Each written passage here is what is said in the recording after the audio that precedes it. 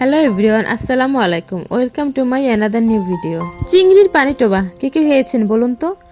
পানির মধ্যে এটা তৈরি করা হয় বলে এর নাম হয়েছে চিংড়ি মাছের পানি টোবা। তো রেসিপিটা সবার সাথে শেয়ার করছি। এজন্য চিংড়ির পানি টোবার জন্য আজকে প্রথমে এখানে গুঁড়া চিংড়ি নিয়ে নিয়েছি 250 গ্রামের মতো, আর হাফ কাপের মতো নিয়েছি মুসুরির ডাল। এবার এই মুসুরির ডাল পানি ঝরিয়ে আর চিংড়ির মাছও পানি ঝরিয়ে তারপরে 3-4টা কাঁচামরিচ দিয়ে ব্লেন্ড করে নিয়েছি আমি। এই তো 1 মিনিটের মধ্যে ব্লেন্ড করা শেষ। এবার আমি এটা একটা বাটিতে ঢেলে নিচ্ছি।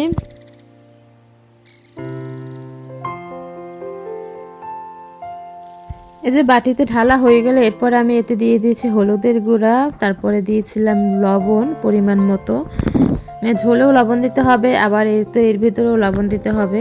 আর দিয়ে দিয়েছি এখানে চালের গুঁড়া। চালের গুঁড়োটা এটা বাইন্ডিংয়ের কাজ করবে, যাতে পানির মধ্যে ছাড়ার পর এটা খুলে না যায়।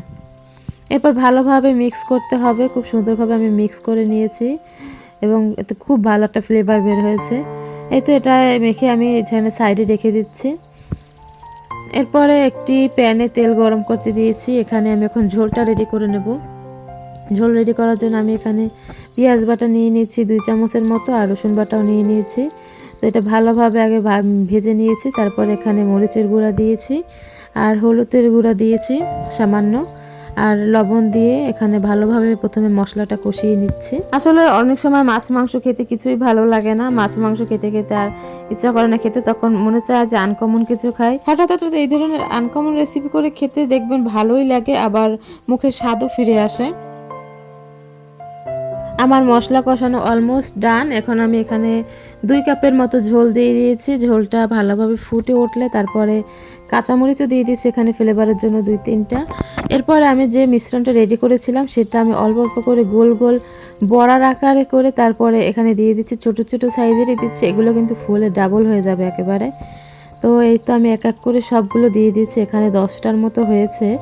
তো 5 মিনিট ঢাকনা দিয়ে ঢাকা দেওয়ার পরে 5 মিনিট পর এক সাইড হয়ে গেছে। এখন আমি ধনিয়া পাতা দিয়ে তারপর এটা উল্টে দেব, যাতে অপর সাইডও খুব সুন্দরভাবে ফুলে যায় এবং ভিতরটা সেদ্ধ হয় সুন্দরভাবে।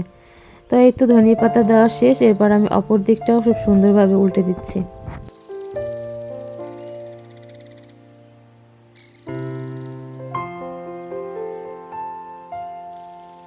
এই তো সবগুলো উল্টে পাল্টে দেওয়া শেষ। এরপরে ঢাকনা দিয়ে আমি আরও 5 মিনিট সিদ্ধ করে নেব।